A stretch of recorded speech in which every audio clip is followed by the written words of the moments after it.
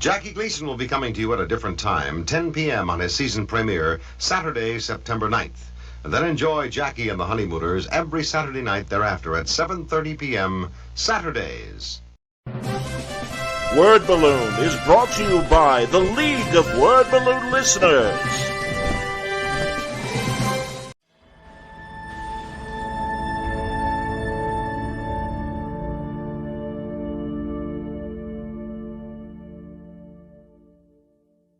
And the lighting that I did for it was actually meant to be somewhat reflective of the cover, what I intellectualized about the cover for Action Comics #1, where as he's lifting this car to throw down, his head is tilted downward. And I was imagining with the lighting being a little bit cooler and not necessarily, this intense bright lighting on him, but in effect, light coming from below as if it's the city below him lighting him.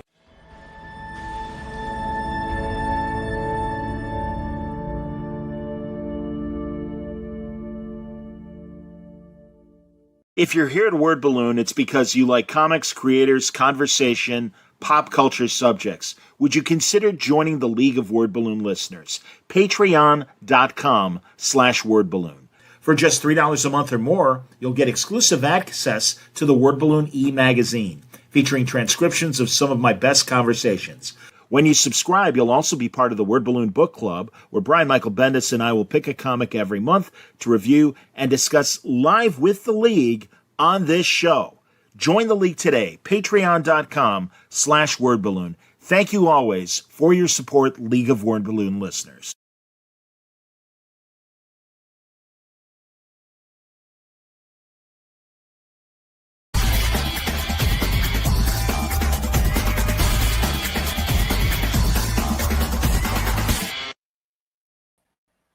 Welcome back, everybody. Time again for Word Balloon, the comic book conversation show. John Suntress here. Hey, Jason Aaron. Great to see you, man. Hey, John. How's it going? It's going good. Good enough for rock and roll, as I told you earlier. I'm excited to talk to you, Jason. There's a lot to talk about, and certainly I'm sure people are going to line up and have a lot of questions. You're, as always, very busy with creator-owned stuff and stuff for the big two. But I wanted to because Dynamite's like, hey, Jason's going to be doing Thundarr, the Barbarian, for us coming up in January. So, man, you're hitting all the bucket list stuff, aren't you? Is this like something you've always wanted to do if given the chance? No. Yeah. Yes. Yeah. I would say. Yeah. I mean, I think I told Nick Barucci that at some point. I mean, I've known Nick for years, and he talked to me about different things, different projects over the years. And I think when he started doing all those Hanna-Barbera books, they've done Johnny Quest and Space Ghost. And I told him, hey, if you ever get Thundarr, give me a call, and I'll be damned if he didn't do it and call me like a month later. So yeah, we've been working on it. It's been in the works for a bit now. And yeah, we're getting towards FOC. So this is the beginning of my Thundarr media push. I'm excited for you, man. And certainly that was probably like one of the last, given our age difference, like last cartoons that I'm like, oh, that's cool. And I'm sure even back in the day, someone like let loose that, Jack Kirby designed all this stuff. And it's like, oh, that's fantastic, man. Did you watch it? I did. That's what I'm saying, man. I think it was because I was too old for Transformers and Micronauts and whatchamacallit, Thundercats, G.I. Joe, yeah. But no, like I said, kind of I think it was like 12 or 13 when that thing was first on, like late 70s, right? Yeah, it's like early 80s. It's like 80, it was early 81. 80s. Okay. Yeah, 82. Those two seasons. Maybe I was 13 maybe I was 13 or 14, something like that. But yeah, oh, that's funny. All right, Toon Raider right off the bat goes, Jason, can't say I'm familiar with Thundarr. So when you get to talking to Superman, okay, we'll get to Superman. Don't worry, man. We'll get there. We'll get there. I promise. Eric is all excited. Palicki, how you doing, Palicki? Ukla, Ariel, we ride. Indeed. We used to say Ukla, Ariel, ride. Which is the proper order? Is it Ariel? Right? That's a good question. I mean, in my head, it's Ariel Ukla. But okay. Maybe he says it both ways. I'd have to go back and look. No, I have a feeling watching all those and making notes.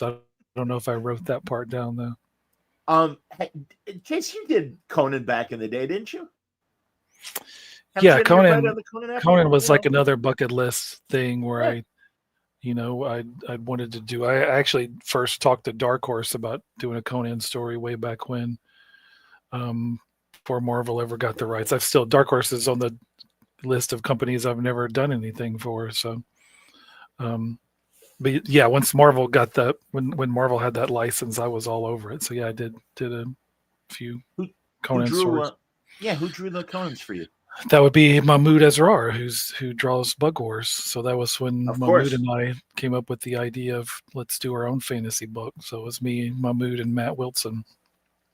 Outstanding. Back in those two. And certainly people have questions regarding Bug Wars. We can certainly talk about it. And I know you got the one. That's another thing coming up in January for you, right? Is a one shot for Bug Wars. That's right. Yeah, more Bug Wars coming in January. Bug Wars, the Spider Witch special. Cool. Lots of spiders, lots of creepy witches. Back to the one image that sticks in my brain. It's been forever since I've watched a Thundarr cartoon. There was the guy. It was if I remember correctly, it was a very fourth world sort of idea where it was a villain that had like two different faces or whatever. That would be Gemini. Yeah. Oh, Gemini. All right, that makes sense. So I think he is. I think he is called. Maybe he is called Janus. He's in 2 episodes. He's the only wizard who pops up twice. And I think when he comes back the second time, at first he's under a different name, and then he's revealed to be Gemini. And yeah, he's got kind of a normal face, and then his head twists around, and he's got an angry face. Yes. Yeah, he's great. Yeah, there's so many guys. There's so many characters like him that feel like they stepped right out of Kirby's Thor or one of the Fourth World books. Like you see them in those cartoons, you right away know that's a Kirby design. 100%, man. I mean, for people who don't know the Thundarr the Barbarian, I think anybody who's around the right age at that time in the 80s, you remember this cartoon fondly. I think for me, it took all my favorite things. My favorite movie was Road Warrior. I love the Planet of the Apes films. This is a post-apocalyptic story, but it's mixed in with sword and sorcery stuff. So that's everything that I was into in the 80s. That and comics. So, and Thundarr has an incredible pedigree of comic book creators. It was mostly created by Steve Gerber, one of the best comic book writers of the 70s and 80s, the guy who gave us probably most famous for Howard the Duck, but I love his Son of Satan stuff is some of my favorite too. And then Alex Toth did the original designs of the characters, and then he kind of stepped away, and then who do we get to replace Alex Toth? Well, what about Jack Kirby? That's a pretty good guy to bring in. And Kirby did tons of work on the show, and so it's a very I loved it because it was my favorite, like peanut butter and chocolate all mixed together. And it was a very action driven show, which we didn't have a lot of those on Saturday morning back in those days. So if you know the show, this new comic that we're doing is kind of loaded with references to the show. It's not me trying to do here's my dark modern take on Thundarr. If anything, I felt more precious writing this than I have with Thor or Wolverine or Superman or anybody else. We're still pushing things beyond just the confines of the show a little bit in terms of violence, and definitely trying to dig more into give these characters some emotional weight and kind of exploring the mythology beyond what the show gave us. So if you're a fan of the show, there's lots of, right within the opening scene in my script for that issue 1, I'm referencing 7 different episodes, and then we get all these different, the man apes and the Karoks and the groundlings who are big rat guys who ride motorcycles. And so there's tons of references in there for fans of the show. But I think even if you weren't that right age, if you never watched this show before in your life, you'll be able to pick up this book and and get the gist of it. Like everything I do, I feel like you always have to show your work. Don't just assume everybody comes to the table invested in these characters. So yeah, I think it's a book for people who love the show or people who've never heard of Ariel and Ukla the Mock and Thundarr the Barbarian. We have that great band. That's a big nerd band. One of Art Balthazar's. He loves those guys, and they love him. Yeah, Ukla the Mock. Ukla the Mock. Yeah, absolutely, man. So the story. I don't remember who it was who came up with that name, but it was. Do you know the origin of the name Ukla? They were driving past UCLA, like in California, and it's like, what about Ukla? Perfect. Like that's where it came from. That's like naming the turtles after the lions and stuff in front of the Art Institute in Chicago and everything. All the great Leonardo and all and everything. Yeah, as I understood it, I gotta recheck that with Kevin Eastman, but that's what I had always heard. That's how he named all the 4 turtles. But who did this cover? God damn, that's perfect. That would be Michael Cho. Well, there you go. Way to go, Michael. Great job. And interiors done by for your series? Yeah, Kyber. Yeah, I forget how to pronounce his last name. Is it Baal? Ball? Yes. All right, because again, I got short eyeballs, so yeah. Yeah, he's doing awesome work. The book looks really good. Cool. So much of the appeal of this of Thundarr of the show is like the setting. It's set 2,000 years after this great cataclysm. So it's a Planet of the Apes kind of style landscape, but filled with mutants and wizards. Yeah. And so yeah, he's packing tons and tons of detail into the backgrounds of the pages, and I think doing a great job nailing the likenesses of the characters from the show and channeling those Kirby designs. You don't want to throw those Kirby designs out, right? Like we're trying to hang on to those, but again, like bringing a bit more emotion and darkness to the characters too.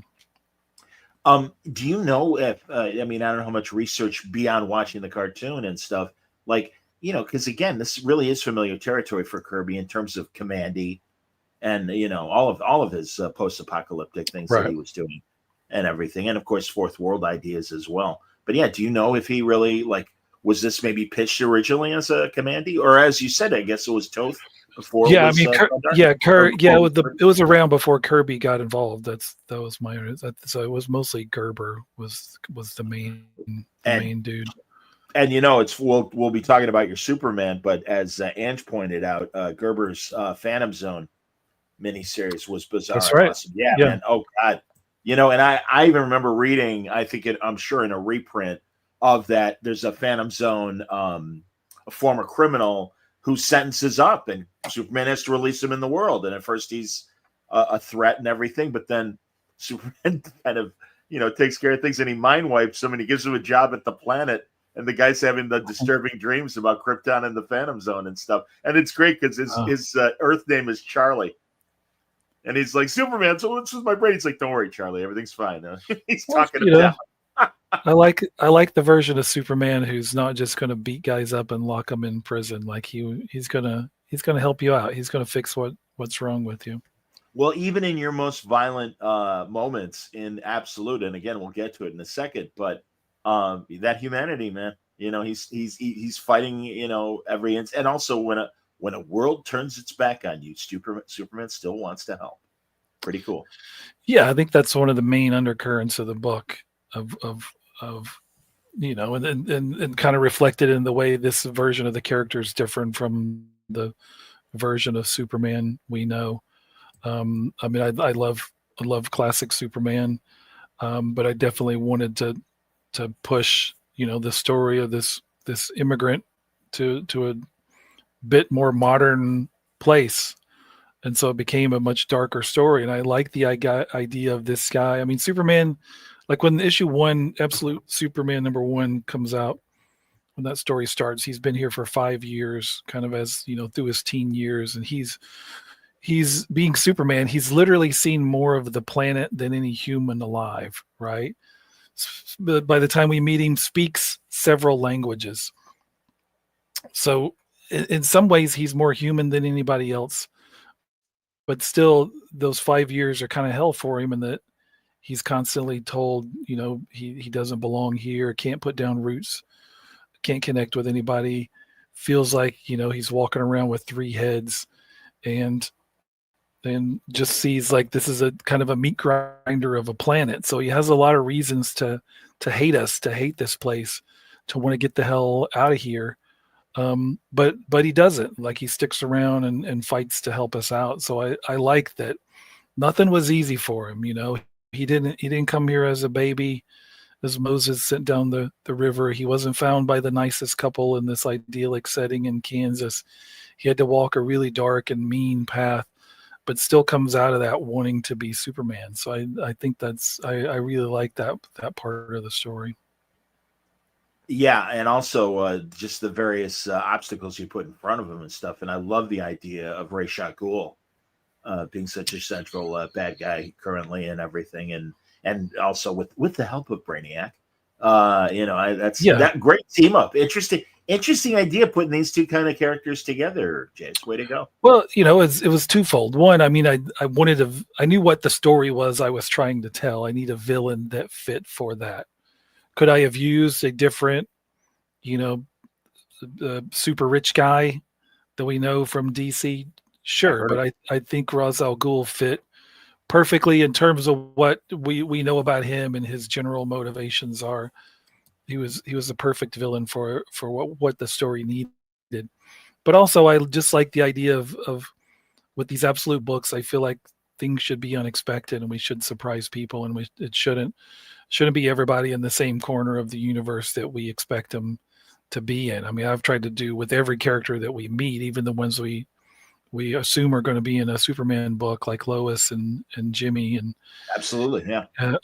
Like nobody's where we expect them to be or where they quote unquote should be, and so I very consciously did not want to start out another, like, here's another wild, daring new take on Superman, and it's Superman fighting Lex Luthor and Lois Lane working at the Daily Planet. I didn't want to do any of that. So, Lex is coming. We'll get to Lex, but even then it'll be, and it's not the usual Lex. He's not going to come to us in the usual way, and that part of the story is going to be very different and surprising too. And even beyond that, I want to continue to have characters show up that you don't expect to see button heads with Superman. We'll get a couple more of those characters in the next couple of arcs after the current. Really, the whole first year. My original outline was 12 issues. Those 12 issues turned into 14 issues. So 14 issues is kind of, in my mind, really one big story. In some sense, that's like, Superman year one, although it takes place over the course of probably a couple months.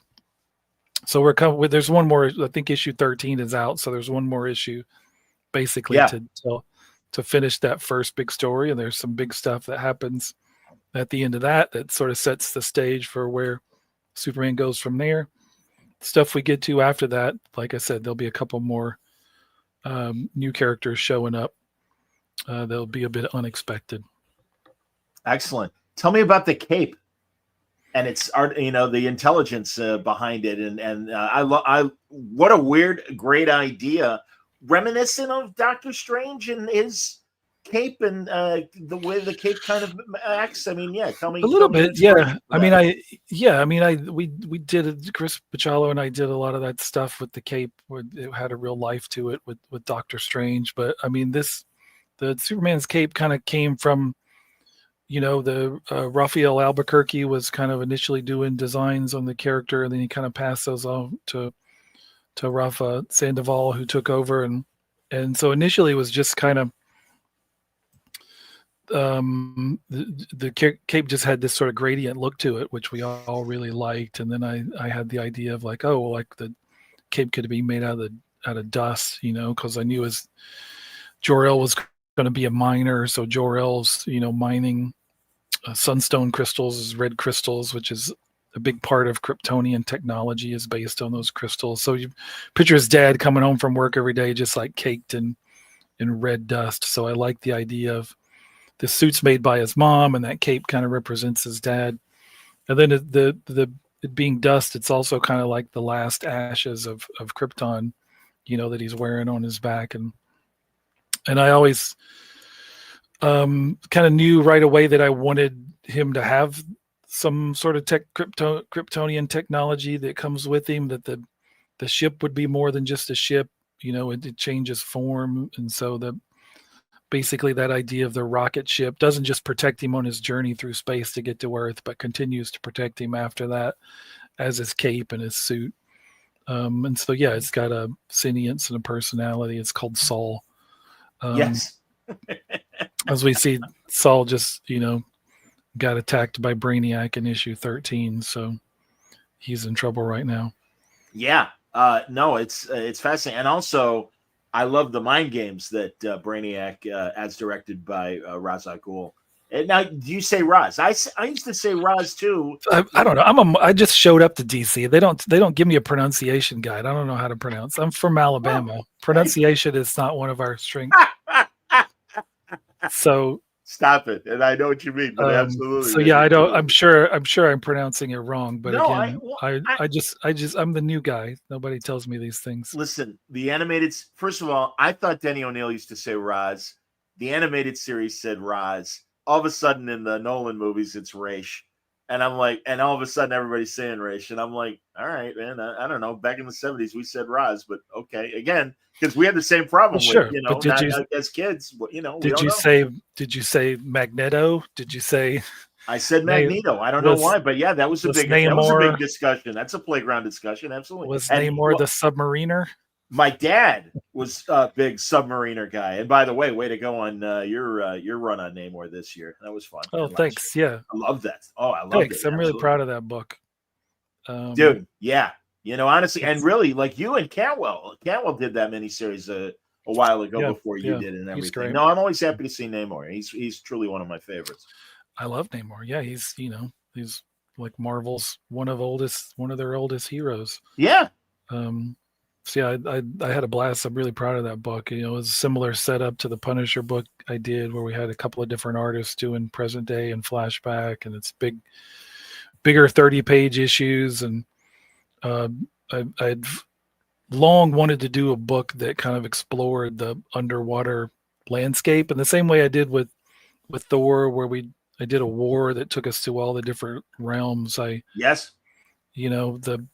Every time throughout Marvel history, when a book would go to Atlantis, it always looks different, right? Like there's kind of no standard look that defines Atlantis in the way that kind of the Kirby version of Asgard came to be. I mean, that's Asgard, right? Yes. Atlantis is always, it looks different. It's in different places. The history of it is confusing as to where it was when it sank, and even when you go back and pore over all this stuff, I mean, in those old Namor books, Atlantis kind of hops around from the South Pole to the different parts of the Atlantic, and so I wanted to do a book that kind of showed here's where things are. If you come here, here's what it looks like. Here's where the different factions are, while also telling a story, about how much it sucks to be Namor, about how it's been a long corrupting path for him to wear that crown and to do what he does. So yeah, I'm really proud of that book. Available now in trade paperback, wherever comic books are sold. Well done, good commercial. I talked to speaking of Thor, I talked to Aaron Cooter last week. Do I have it? Here it is. He's a great guy. Talked about your one shot, and I was telling him, super proud of that too. Yeah. Well, and also this cover really says it all. I just love the scope that even though Thor is a thunder god, there's Godzilla, and I just love the scale that this cover represents in the story. Yeah, this killer cover. Yeah, Aaron's awesome. I've always loved working with him, and he killed it on that book. I was really, really happy with that book. If you haven't read it, I've continued to try not to spoil it because I think there's cool stuff in there. If you're a fan at all of what I did on Thor, there's stuff in there that would manage to keep off the cover and out of the solicits. So there's cool connections to my Thor run. There's a lot of big fighting. That was a blast. I mean, with when you work on a new licensed property, you never know, like, how's this one going to go? Is this going to be challenging? Are there going to be a lot of rules? The people from Toho were super awesome, super easy to work with. That's great. And helped us tell the story. I think is really, really cool. I'm proud of that, and it's little count as a little like epilogue to my Thor run in some sense. Yeah, that's great to hear, because also and I love this kind of odd question that somebody asked. Here, I gotta find it. Here it is, James Bond. Well, I kind of in the same way that it's cool that that Toho was cool about Godzilla, and I don't know if this character ever really interested you, but James wants to know, with Doc Savage going into the public domain in 2029, do you have any interest or plans for Doc Savage, the Man of Bronze? I don't. I mean, I did. I've read some of those DC Doc Savage comics that were those from the 80s. Yes. 90s. Yeah. I think 80s. Denny O'Neil and Kubrick.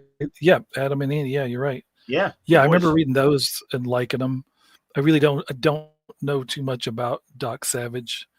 No, I don't. I mean, I don't have plans to jump on any character as it goes into the public domain. I mean, that's really not on my radar. I mean, we'll see how all that plays out. I can't say I'm excited about any of it. I can't say maybe we'll get a cool Superman story out of that, or I mean, I haven't seen anything I've found particularly cool or interesting about anybody's use of Mickey Mouse, beyond just like the shock factor. The stunt or of anybody's cool take on Winnie the Pooh beyond that the horror movie franchise that I'm not particularly interested in. So Popeye, would Popeye intrigue you? Yeah. So as far as I have seen, nothing that interests me has come from any of these characters being in the public domain. Will that change at some point? Maybe, but I can't say I'm looking to dive into really any of that. It would seem to me that, especially given what you're doing with Absolute Superman and the opportunity to write Superman, you've done it before in those bursts and everything, as far as Earth 1 Superman and everything. But that's the thing. It would seem to me that you almost would rather than telling a traditional story, do something new with the characters. Same with Thor. Even as classic as your story was, mm-hmm. you did other things with him that really weren't explored and really put a lot of heavy metal kind of ideas. The magazine Heavy Metal, not the band, not the music. But you know what I'm saying, right? I mean, for me, if I'm going to write Superman, it's cool to be able to do it at the place that has done 90 years worth of Superman stories. And I mean, on the one hand, I'm doing Absolute Superman, which is its own universe and its own take on that, but it's still building off the groundwork of those 90 years worth of stories by all those different creators. And certainly with Thor, tons of stuff I was doing. I was standing on the shoulders of Kirby and Walt Simonson. And so if I'm going to work on those characters, I want to do it there where they live, as opposed to if I want to do my own take on Superman or my own take on Thor. I mean, I could do that already and just call it something else. But I'm much less interested in doing that as a creator-owned book. And also, it would seem like, and I don't even know what the rules are once Superman hits public domain, but yeah, would you have to keep it in 1938? I honestly don't know. As far as the time frame, and I mean the design. Well, yeah, it's going to be. Yeah, it's going to be. It would be Superman from Action Comics #1, which is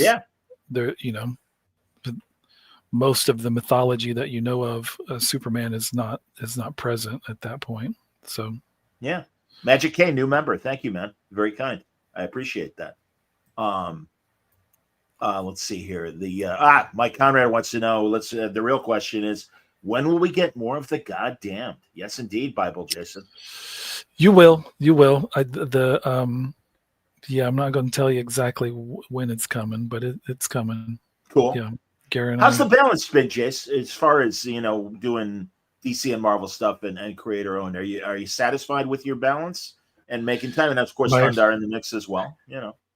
Yeah, I mean, it's been good. These last 3 years have been a big change for me, and then I went from being exclusive to Marvel for so long to being able to kind of take any phone call that came my way, and then kind of quickly there's a period there where once I wasn't exclusive anymore, and I was kind of able to sort of jump off that train of doing monthly ongoing comics, which can become a bit of a grind when you're doing multiple of them. And I had not traveled anywhere for a few years because of COVID, so I had this sort of honeymoon period where it's like, well, I'm just going to travel a lot. And then at some point after a few months of that, I was like, I guess I should probably do some work because I don't get paid much when I don't work. So then I suddenly was, doing projects at like 5 or 6 different companies at the same time, which turns out is a lot. Even if they're small projects, when it's for that many different people, becomes a lot. So I had a couple busy years, but my schedule is in a really good place right now. And that, Absolute Superman's the only ongoing commitment I've got in terms of work for hire stuff. Thundarr's we're moving right along on that. That's half written at this point. And then a couple other things, on the horizon I haven't started on yet. But other than that, yeah, working on creator-owned stuff. So continuing to work on more Bug Wars, and then I've got another thing, that I've started writing that don't know when that'll be coming just yet. So yeah, my schedule's in a really good place right now.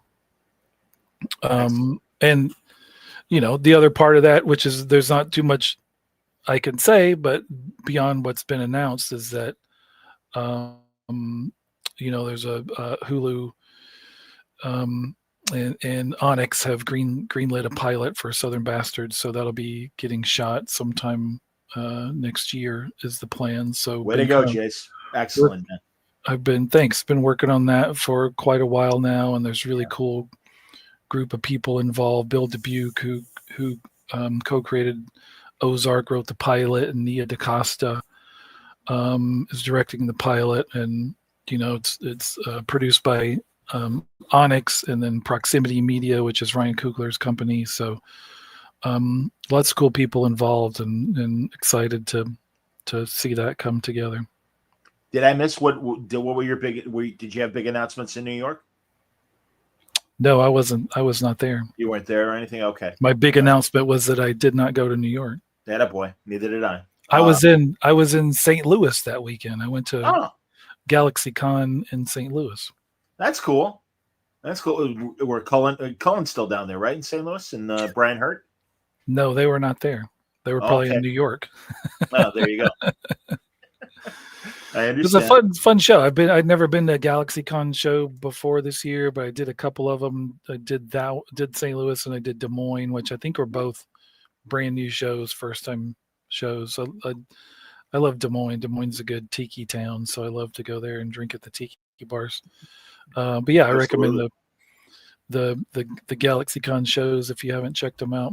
Yeah, Mike Broder does a good job with those shows. Absolutely, man. Yeah. I respect what he's been doing, and I'm a fan of. I did a show for him years ago in Orlando, one of his early shows pre GalaxyCon.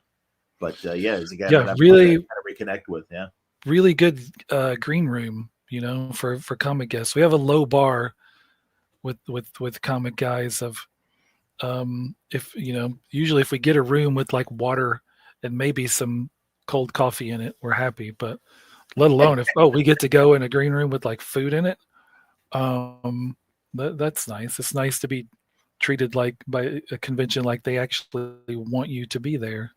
Yeah, no, I hear you, man. Well, again, that's Mitch Terrificon. You've experienced Terrificon. That's how Mitch Terrificon's amazing. Yeah, super great show.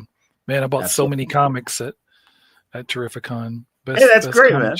Yeah, they have good deal. They do have good dealer tables. Absolutely. I always find stuff too, man. Zach says hello. Good to see Zach. Thank you, man. for coming in. Hey, Zach. Jason has an interesting absolute Superman question. Given that we've seen the Omega Men, would he also interact with Legion in any capacity? Could, yeah, at some point. I mean, I think we haven't really had any Legion talks in the absolute universe. You know, there's I think the Legion stuff, that they're working on, that Josh Williamson is working on with the main DCU, right? Well, like it's part of kind of the Superman stuff and the ongoing kind of dark side saga that they're telling over there. So I think we've kind of. Is that 31st Century Legion? Because I think I'm assuming what Magic said is 80s Keith Giffen Legion, that was the building blocks of that. Like they had their other Brainiac that wasn't original Brainiac or Brainiac 5. Sure. And so yeah, forgive me. Is that part of Josh's plan? Is that kind of Legion? I mean I can't speak as to what all Josh is doing. I'm just saying we've kind of Legion has left that been alone over there, and yeah, we haven't had any talk. I mean, Legion has always been a tough nut to crack, right? And tons of people have tried to do so. And I mean, I've never been a Legion guy, like Jonathan Hickman, huge Legion guy. Like I know plenty of people who are. I was a Teen Titans guy back in those days, I read Legion kind of off and on. I read like the Great Darkness saga is great, and I love Keith Giffen. So yeah, I'd kind of bounce in and eventually get overwhelmed by not knowing who all the characters were, and I'd kind of bounce away. So I had this conversation with Mark Waid, and he bought me some old adventures or issues of Adventure Comics to give me to like help try to turn me into a Legion fan. So I'm working on it. I did read those, Mark, and they were really good. So I'm working on being a bigger Legion fan. I used to tell Jeff Johns in the 70s there were two doors. There was an X-Men door and a Legion of Superheroes door. I absolutely went through the Legion of Superheroes door. Oh yeah, that's why I'm so stupid I really loved when you did Wolverine and the X-Men, for example, and I remember us talking about it. But yeah, man, when it comes to Legion, oh no, I much like people are with all the X-Men and stuff. That's how I am with the Legion. But also, sure, great costumes. I love those classic, Dave Cockrum costumes, right? God, yes, and Grell's designs from the 70s were so greatly crazy 70s and stuff. Love Mike Grell. Yeah, but also this, I'm talking like Legion 85, that weird group that Giffen created aside from the Legion of Superheroes. I don't know if you remember that group at all. I don't know. It's okay if you don't. Really, Giffen is the only guy that really, I think, played with them to any great effect. Yeah. And it was this, like, they were contemporary with 20th century Earth heroes and stuff. So there you go. So yeah, you don't even. think I remember that. There's some for research for you. Because it's again, it is weird little connections. I mean, again, if you're not planning on it, then no, we don't want to interrupt with your story. And also, God, great idea with the Peacemakers. Yeah, thanks. I always do that wrong, Jason. I just needed some evil foot soldiers to go with Lazarus Corp, and that seemed to fit. It didn't work out for the Christopher Smith version of Peacemaker, but there may be more to that story to come. We'll have to wait and see. Ange is hoping the blonde we saw as one of the Kryptonian survivors in issue number 5 might be absolute Supergirl. Well, I mean, I knew when I wrote little girl in the script that's what people would assume. So I was not oblivious to that, but I don't know. I don't want to say too much or tell you the plans, but I mean, again, I didn't want to do Superman versus Lex Luthor right out of the gate. I didn't want to do Superman versus the Phantom Zone villains right out of the gate. So I like the idea of this guy's the last son of Krypton, and he doesn't want to be, because again, he remembers Krypton, he remembers his culture. He had a lot of issues with the place, but he also loves it. It was home. So part of that is I don't want to have 25 other Kryptonians, show up right away. Will we get to some at some point? Maybe. Cool. And I love the flashbacks in the meantime. I mean, and really much like what Scott's doing in Batman, Absolute Batman and stuff. You just get this different take on the hero's relationship with their parents and everything, and that's terrific. And it's a great story opportunity to really flesh out more time of Jor-El and Cal on Krypton together, and Lara for that matter as well. Yeah, and we'll continue to do those flashbacks too. I love writing that Krypton stuff to the point when I got to whatever issue that was, issue 5, I think, where the planet blew up, I was really sad. I thought, like, man, maybe I should have stretched this out and I could have done like a year on Krypton, like, cause I loved writing them. I loved that setting so much, but I also felt like, well, I think it's a good thing that I'm sad that it's blowing up, cause I want readers to be sad that it's blowing up. I want you to be invested in that part of it. And we can always go back there because he was old enough to remember his planet, and he's still guided by what he learned there, the things he saw and lessons he learned from his parents, and that'll continue to be the case.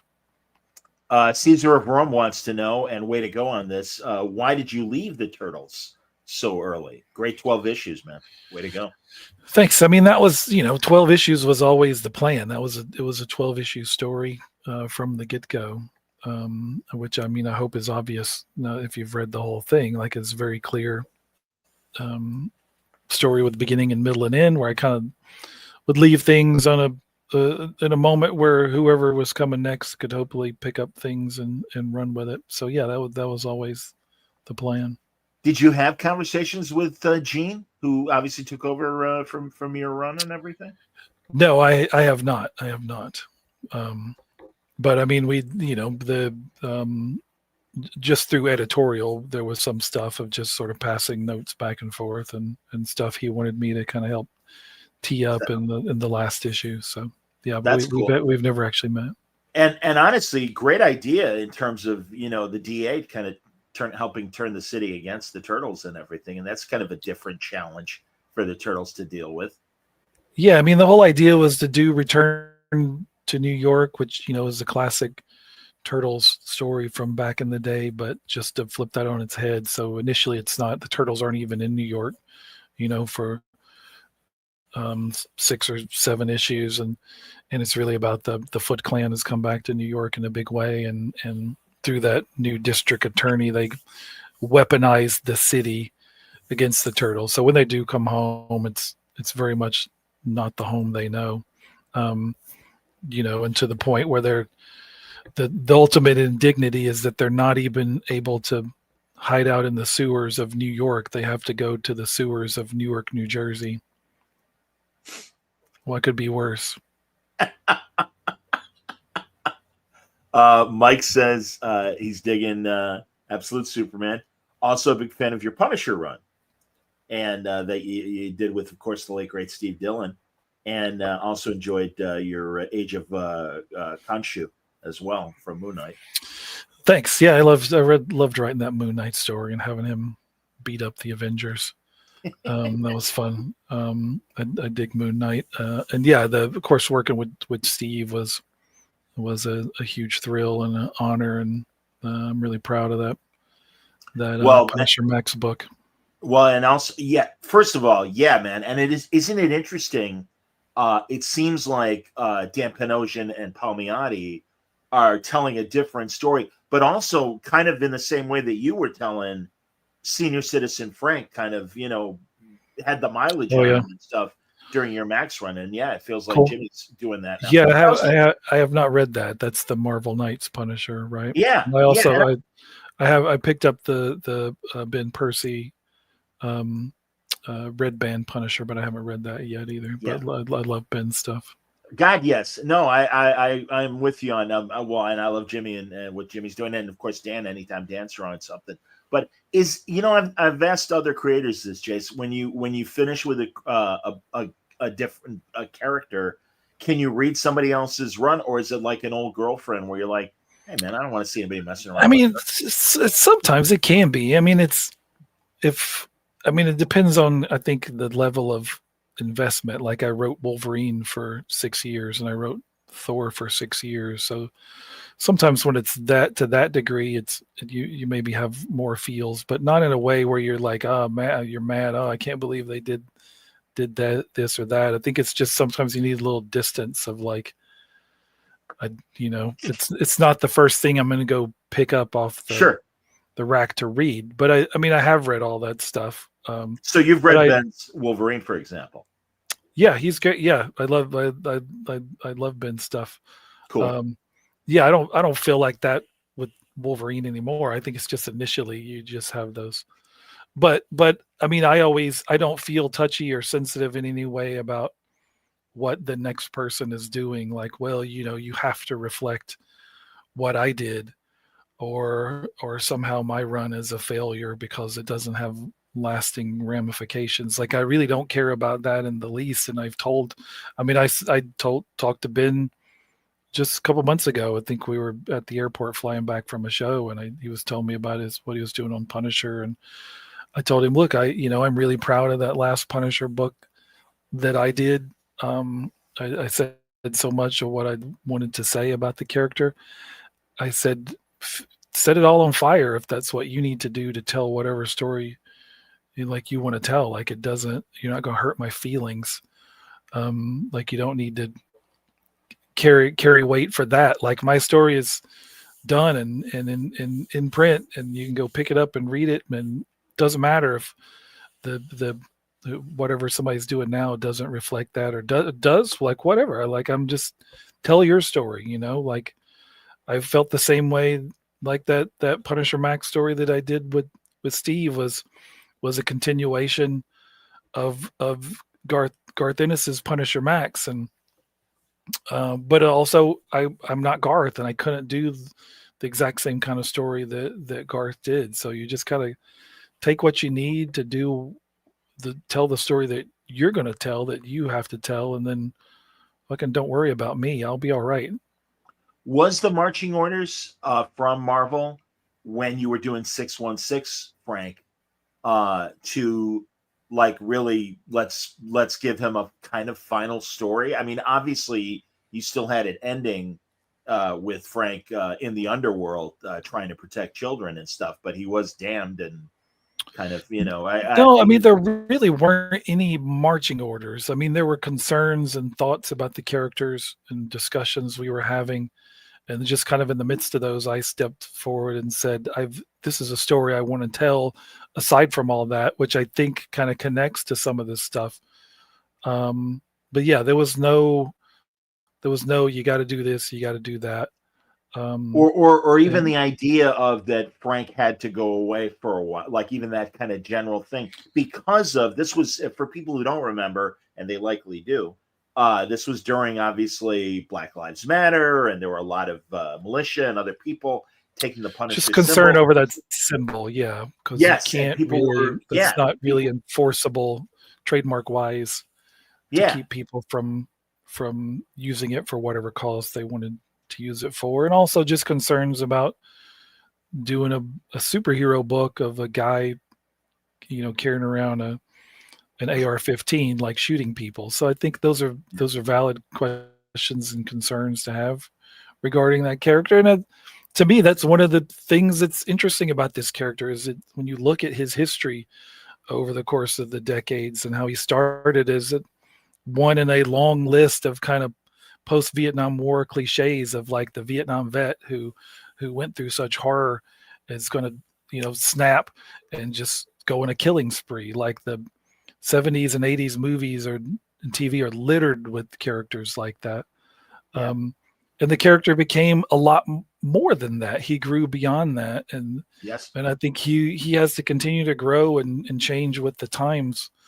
I don't think you can ignore that stuff and just keep doing the same story over and over and over again. I don't think that's interesting or that's beneficial to the character's longevity. So, I'm really proud of that Punisher story. But yeah, I think I don't know that it was necessarily a mandate that we had to put the character on the shelf at the end of it. I think it was everybody was okay with kind of tucking him away for a bit, and then to kind of figure out what was next. I mean, none of these characters, when you put them on a shelf, they're not going to stay on the shelf forever. We all know that they'll come back in some form, at some point or another. But I think it's a matter of like figuring out what that is, needing time to figure out what it is. And I hope I haven't read Ben's new book, but I picked it up and haven't even cracked it out of the poly bag yet. So, but I'm excited to read it and hope it does well. And I'll continue to keep reading Punisher just as a fan. Tomb Raider has a Superman question. When it came to developing Saul as an artificial intelligence who raised Kal-El, did that idea originate from the Jor-El AI? Wondering if it was intended because Saul seems very fatherly and protective in that way to Kal. I mean, no, I don't think Saul is based directly on Jor-El. I mean, it's mostly Laura who put the suit together, where she kind of already had it, like a prototype of it. She was the one who dreamed of being a space explorer as a kid. So, and then Jor-El, he helped, and he was the one mining the sunstone that they were using to like build the suit. But no, I don't think it's not modeled directly on either one of them. Like I Brando Superman relationship, obviously. Yeah, as I said, Tomb Raider's talking about. Yeah, I mean, Saul kind of walks the lines. He's not the Vision, and he's not like an android who cries, right? But there seem to be some real emotions. He seems to really care for Kal-El beyond just this guy's my responsibility, and he's the last, the last thing left of Krypton. I have to do everything I can to keep him alive, despite him stupidly wanting to save these idiot humans. I'm glad the previous person mentioned Age of Khonshu, because it reminded me of all the great turns during your Avengers run. And I just really like, one of the things that stuck out of my head was when you had all the various Deathlocks attacking the Avengers and everything. I thought that was really a neat wrinkle as part of your ongoing story with them and everything. Did I do that? Didn't you do Deathlock? Am I misremembering? I've written Deathlock a few times. I thought you put Deathlock in the Avengers. Maybe not. Where did you have Deathlock show up, man? Well, he was in my Wolverine run, and then he was in Wolverine and the X-Men. Maybe that's what I'm thinking. No, did I have him in? I don't know. There's plenty. All right, I've been doing this now for a little over 20 years, like full time. Yeah, man. My talent search contest win was in 2001, so my career's longer than 25 years, and it's been multiple times.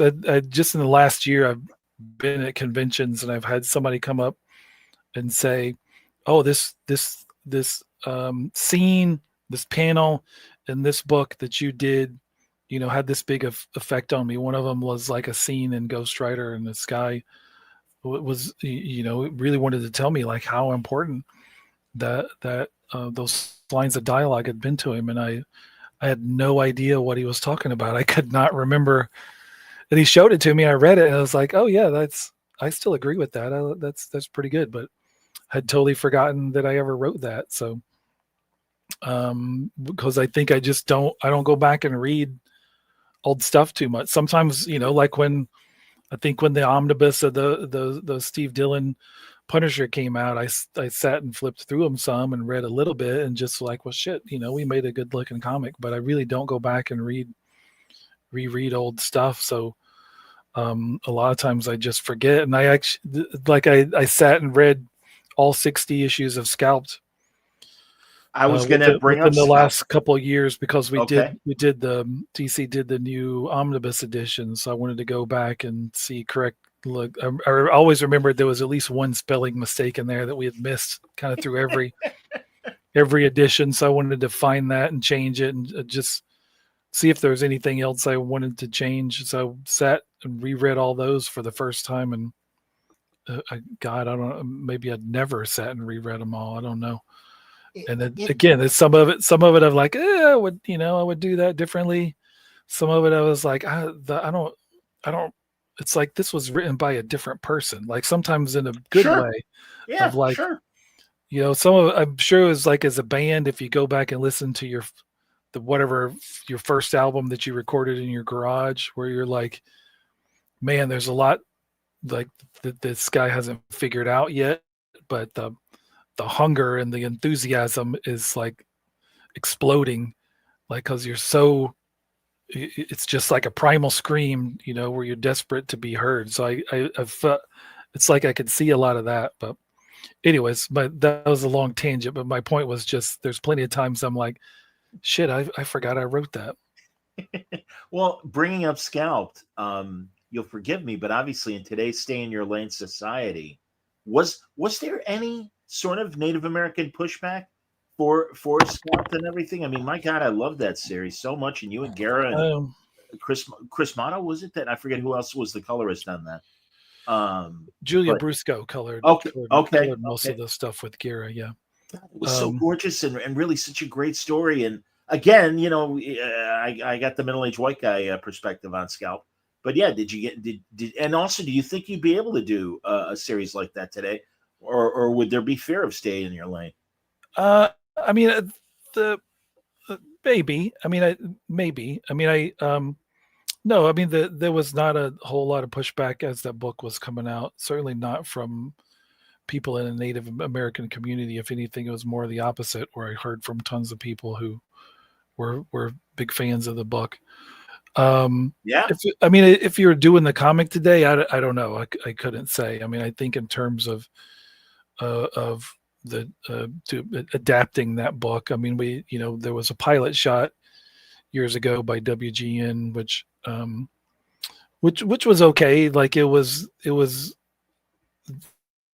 not really the story from the book. The characters were the same, but they kind of changed a lot. The cast of the show was incredible. Like it featured really a who's who of the best of Native American actors, and Wow. including Gil Birmingham and Zon McLarnon, who going on to do tons of stuff. Lily Gladstone. So dynamite cast, and I went and hung out in the set a little bit, and Sterling Harjo was there as a producer.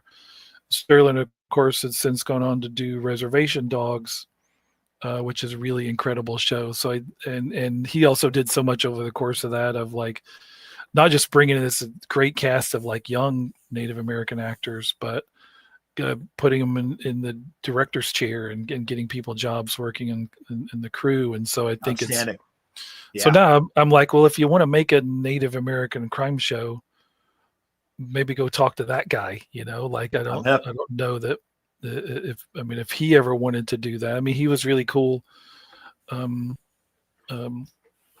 I met him, but I don't know that you'd be looking for my book, to adapt to do that kind of story.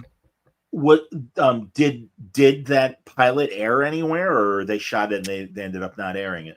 Because I know that it was WGN, which was they had pretty much announced they were getting out of the original programming business as the pilot was being shot. So it seemed pretty doomed from it's like the Titanic in that sense.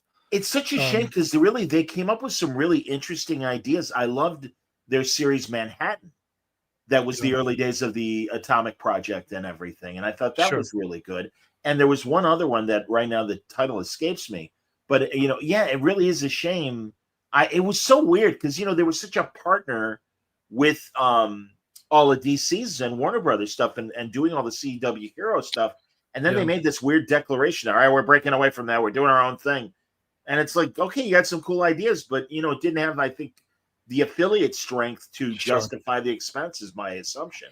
Well, yeah, like I said, the saddest part for me was just not getting to see that cast play those characters. But I was super thrilled that DC did those new omnibus editions.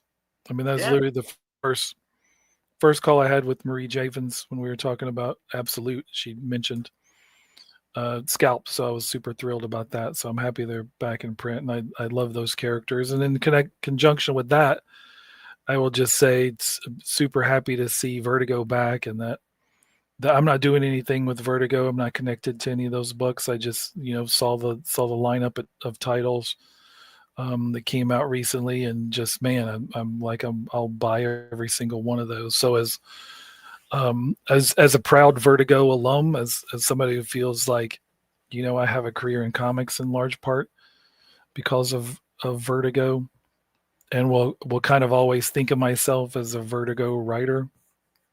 I'm super thrilled to see that imprint coming back. And yeah, I absolutely felt like you were in that wave that followed Azzarello and the others, and you were the next chapter as far as Vertigo. Yeah, I was one of those guys that kind of snuck in the door, before the party got shut down. I felt like I was kind of one of the last ones. I mean, me and Scott Snyder and Jeff Lemire, I think, were kind of the last dudes to sort of sneak in and get a long Vertigo run. Absolutely, man. No, that was great stuff, and that's why. No, I felt the same way hearing the announcements and stuff about Vertigo. It's like good because they shouldn't have shuttered it in the first place. I'm glad that Marie and the clan realized that no, this is the right move to bring Vertigo back and have it be its distinctive brand.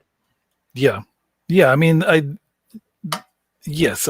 think that brand was so important to me as a fan. For so many years, as it was to so many people, and I think you can see the influence of Vertigo and in so many different companies and create your own books. But I do think there's a place for it, and I do think we need it. Just something that feels that a lineup that feels very tight and curated, especially since with that lineup of creators, we're all people who've kind of done other things, but still. People who are newish to comics, and I think I'm really excited. I hope all those books do well. Has Axel? They all seem. Sorry. Well, yeah. No. I apologize for stepping on you. Axel, obviously was one of the big guys at Vertigo when you were there. And has he ever approached you about doing any AWA stuff? No, Axel was already gone by the time I was there. Oh, was he? So Axel was at Marvel by the time. So yeah, Will Dennis, who I know was your editor, obviously. Yeah, Will was my guy on Scalped, and Mark Doyle was there for a huge part of the time too. Okay. Yeah. But has Axel at all approached you about AWA at all, even though there wasn't the association? The company had reached out to me about at some point, but there's nothing in the works there. Gotcha. Regarding adaptations of your stuff, James has a good question. He says Chris Hemsworth took the blame for making Thor: Love and Thunder too silly. Mixing the Gore and Jane Foster storylines felt like a mistake and would have been strong as separate movies. I agree with that. Do you have opinions on Love and Thunder? I mean, I feel like for the rest of my life, people will be asking me what I thought of Love and Thunder. Like I was very happy for the experience. Like Taika was the conversations I had with him discussing story were super fun. The whole experience of seeing those characters come to life and all the toys, like these shelves back here are full of Jane Foster and Gore the God Butcher toys, and I've got my Jane Foster Happy Meal toy, and me and my son going to Hollywood for the premiere, and all that stuff was cool. Was it the movie that I would have made? No, but they didn't ask me to make it. I gave thoughts on it. I gave notes on it, and they did involve me in some capacity. But there's parts I like about it, and parts I would have liked to have seen done differently. And yeah, maybe Jane would need her own story to do justice to that. But I don't know. It's hard for me to also to be that removed from it, and as somebody who wrote all that stuff, because to me, it's Jane's story is it's a it's a saga. I like to see everything she goes through as she's being Thor, and then getting that ultimate payoff. I mean, that Death of the Mighty Thor stuff, I think, is some of the best stuff I've ever written, and what Russell Dowderman and Matt Wilson did on that, I think, is super A level. So, and I'm super proud of the Gore the God Butcher stuff with Esad. So yeah, you're taking two of the things that are like some of my favorites and my proudest moments in comics, and yeah, I think it's hard to maybe do justice to both of those in one movie. But again, it's I don't get paid to write feature film adaptations, so it's hard for me to I think to be too objective about that. Well, with Southern Bastards, how much involvement have you had as far as bringing that to screen? Yeah, I've been very involved in that for years now, and Bill Dubuque has been super awesome to work with. Bill wrote the pilot. Yeah, I've been very involved in so far, and will be if things go forward. Is it shooting in the new year, or is the pilot already shot? No, it's not shot yet. We just got the green light, so we're great. So casting ahead. is just beginning, and everything else, obviously. Yeah, again, I don't want to get in trouble for saying any more than I'm supposed to, because sure. we have Disney PR involved now, so I don't want to step on any toes. But yeah, things are moving forward. That's great, man. No, it's so great to hear. And again, one of my favorites of your creator-owned stuff. So, all right, help me out with Bug Wars, Chase, because I'll be honest. Like I said, what do you want my help with, John? They creep me out. Give me the elevator. Well, they do. They creep me. I can't deny it. Well, I think this is the perfect book for someone who's creeped out by bugs. I think it's also the perfect book for someone who loves bugs. I think it goes either way. It's Honey, I Shrunk the Kids meets Game of Thrones. That's the elevator pitch. So did you inspired by that great 50s Incredible Shrinking Man who suddenly finds himself kind of in that kind of predicament, although not the Game of Thrones aspect, but certainly just a man who his lawn suddenly becomes like this terrible environment. I haven't seen that movie, but I inspired by exactly those kind of stories, which there's a long list of those kind of sure, yeah, like something happens and I'm shrunk kind of stories. This is just the the dark fantasy version of that. So it's kid goes on an adventure in his backyard, and the backyard is full of these kingdoms of tiny people called mites who live among the insects. So there's different tribes. There's the beetle riders who are kind of like the scruffy barbarians of the yard, and then there's the Empire of the Ants, who are the Ant Imperium, who are kind of like the Roman Empire. So they're more they have actual metal working, so they have actual swords, where the beetle riders are wielding swords out of like squirrel bone and bug carapace, and then there's the spider witches, or the mysterious kind of mystical sorceress sect, and there's wasp raiders who are like Vikings who ride hornets, and then there's the bee lords who are the lords of the honey thicket. They're kind of the barders of the yard, and they control this sort of overgrown garden. So they're they're nectar peddlers, and those are the only ones we've seen so far. Oh, there's the roach knights, they're the ones who live in the house. So we haven't really seen much of them so far. Okay. The others live in the yard. But yeah, it's a combination of all those. I loved all at the same time I was watching Thundarr the Barbarian, reading Conan, first getting into comics. Sword of the Atom was one of those comics I first read as a kid. There was I loved those kind of stories of stories of people who shrink and go on an adventure, and then stories of tiny people that kind of civilizations of tiny people living in the shadows. Like The Littles was another Saturday morning cartoon that I loved. So it's kind of taking all that stuff and smashing it together. And then I again, I was falling in love with Conan, and that was kind of my entry point to sword and sorcery and fantasy stories. And I've wanted to do like a pure, true fantasy story for a long time. I scratched that itch some on Thor, but this is me diving into the deep into the pool and making all this stuff up myself and obsessing over names of characters and places and swords and figuring out what these different factions eat and how they dress and all that sort of stuff. So and yeah, it's the setup of it seems like it could be a kid's story, but this is the decidedly non kid version. It's very violent and quite explicit at times. We're doing with the Spider Witch special, which the book one just came out. I have it right here. Stand by. Book one just came out last month, so this is the first. Yeah, this is the trade of Bug Wars book one, Lost in the Yard. So it's first 6 issues, and there'll be more after that. We're doing it as kind of a series of minis instead of an ongoing numbering. But in January we get Bug Wars, the Spider Witch special. That's a which one will be shot. kind of it'll be stories that sort of take place between books 1 and 2. Some of them flashbacks, some of it teasing and setting up book 2,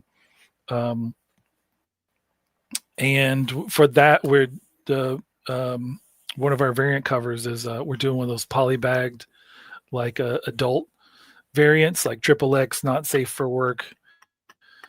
I wanted to call it the bug fucking crazy variant. I was gonna say exactly, man. Bug Wars with tits, ladies and gentlemen. So Mahmood drew a really awesome cover for that. That's awesome. You're gonna have to go out and buy one of those and rip it open. How's he been? I haven't seen him forever. How's Mahmoud doing? Well, it's great. He's still one of the nicest dudes in comics, one of the nicest people. Amen, son. Absolutely. No, I again, it's been forever, but I really like that guy.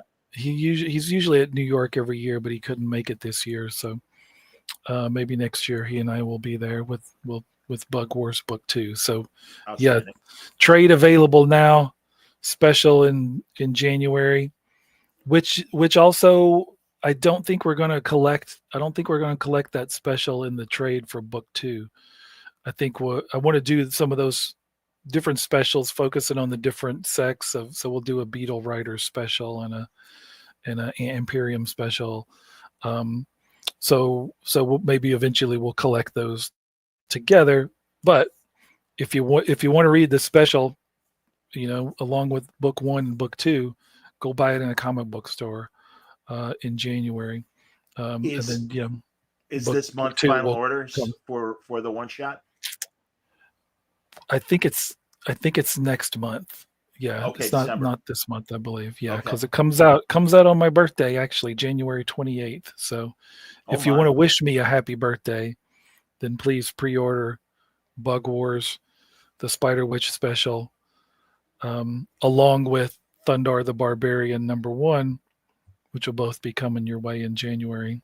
And you will, between those 2 books, you will have so much of my childhood distilled, because I've said this, I say it in the book, like the right here at the beginning of the trade, you get this map of the yard and the house where this story takes place. This is my backyard from when I was 10 years old. So that's the house I lived in Piney Woods, Alabama.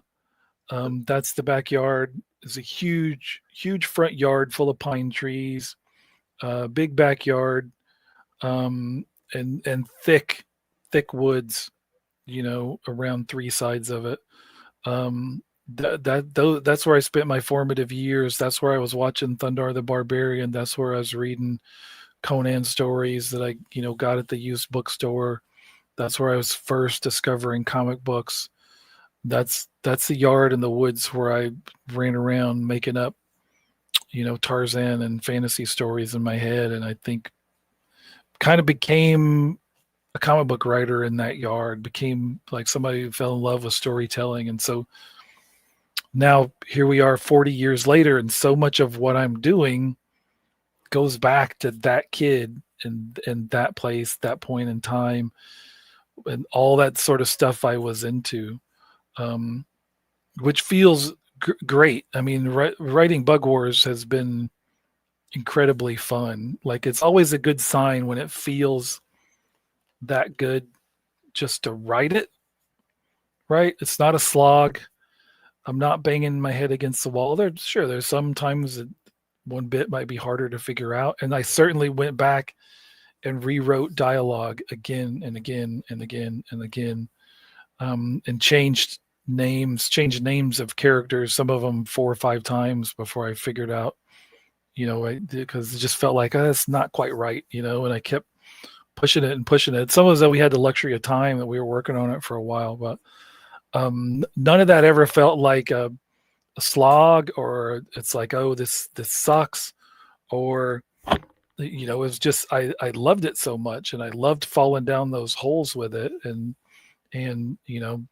reading through insect books and poring over like what kind of bugs we want to have in this yard, and everything about it I am thoroughly enjoying, and Mahmoud's been having a blast on it. We have a great team with him and Matt Wilson and Becca Carey, our letterer, who is my favorite letterer in comics. Apologies to all the other letterers. I love y'all too, but Becca's my favorite right now. So I want to keep doing this book basically for a long time, because there's so many different stories to tell within this setting, and we have just gotten started.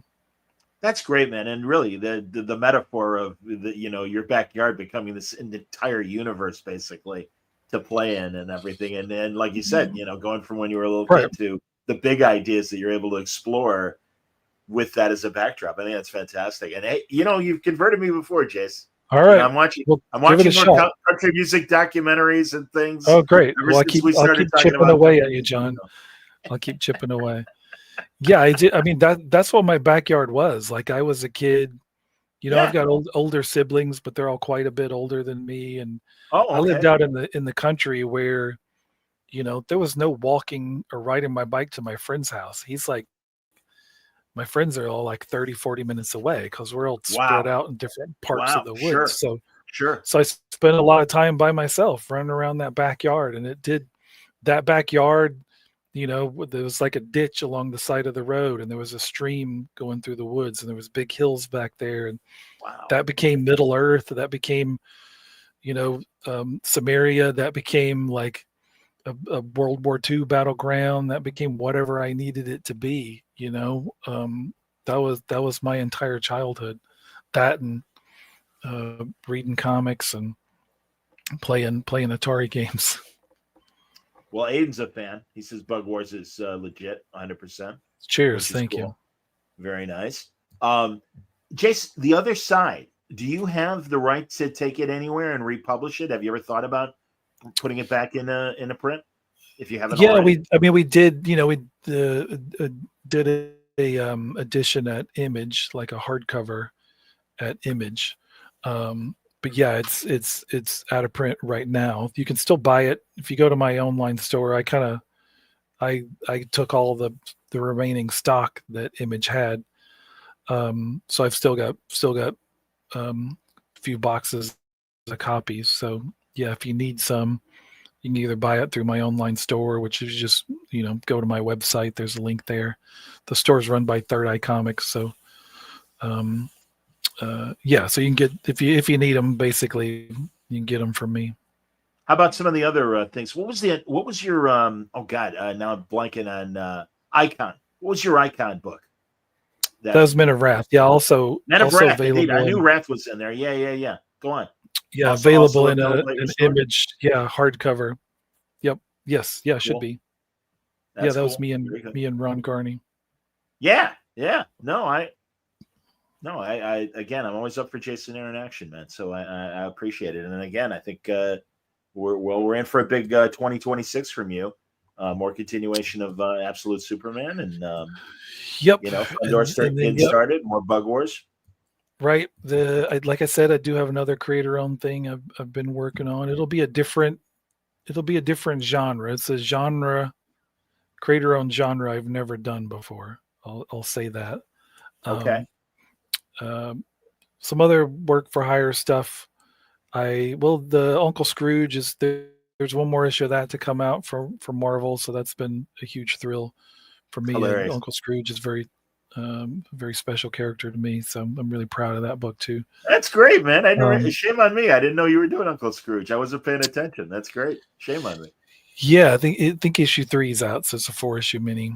Okay. And I did the Uncle Scrooge and the Infinity Dime, which came out last year, so this is kind of a bigger follow up to that of it's my love letter, in large part my love letter to Don Rosa and his stories. Huge fan of those stories, and I'm with you. Read my son and I read them all when he was growing up. Like that was our bedtime reading for years. Or Don Rosa's entire library of Uncle Scrooge stories.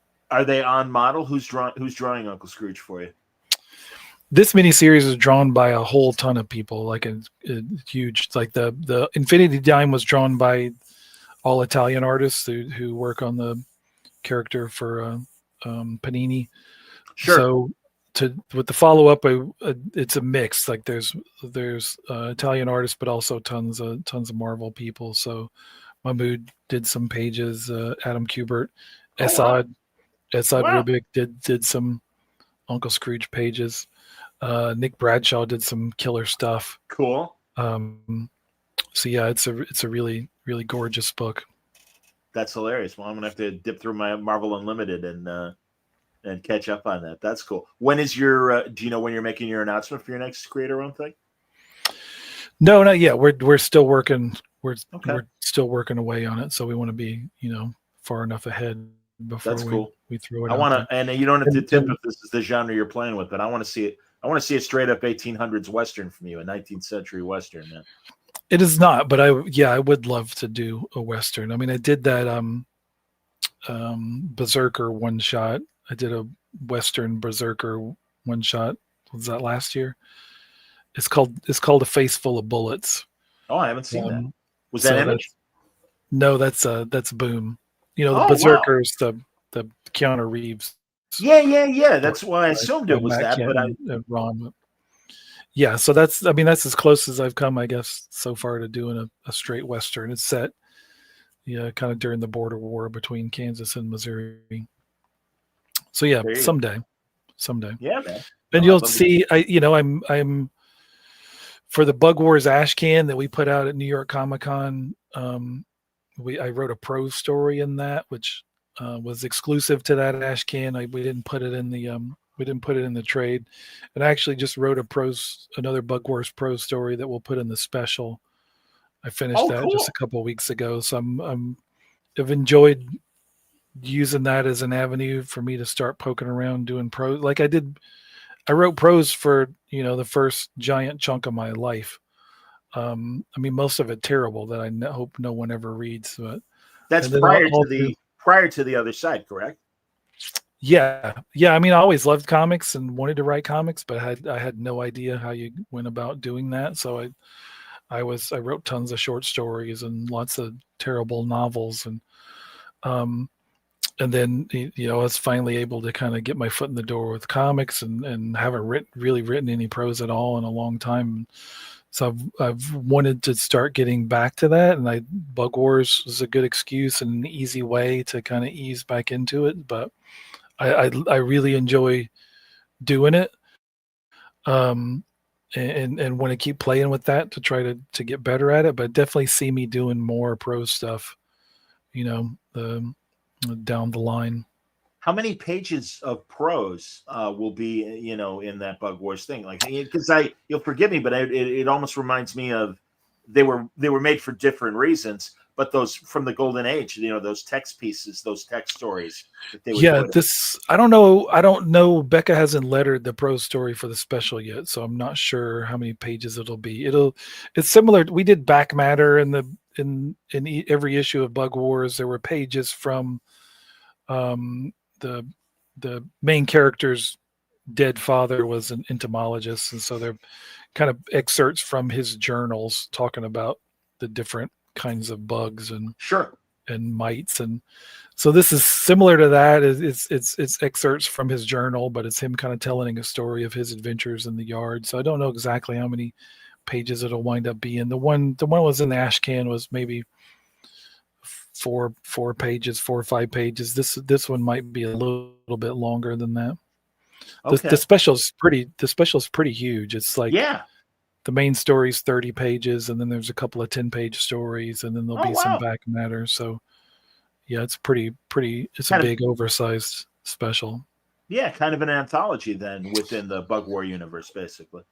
Yeah, and to me, I always remember so fondly those days in the 80s when annuals were like a cool big deal, like those New Teen Titans annuals were just like big special issues of the book. And the Blue Devil was one of those kind of forgotten 80s books that I talk about all the time that I love so much. And I remember the Blue Devil Summer Fun special.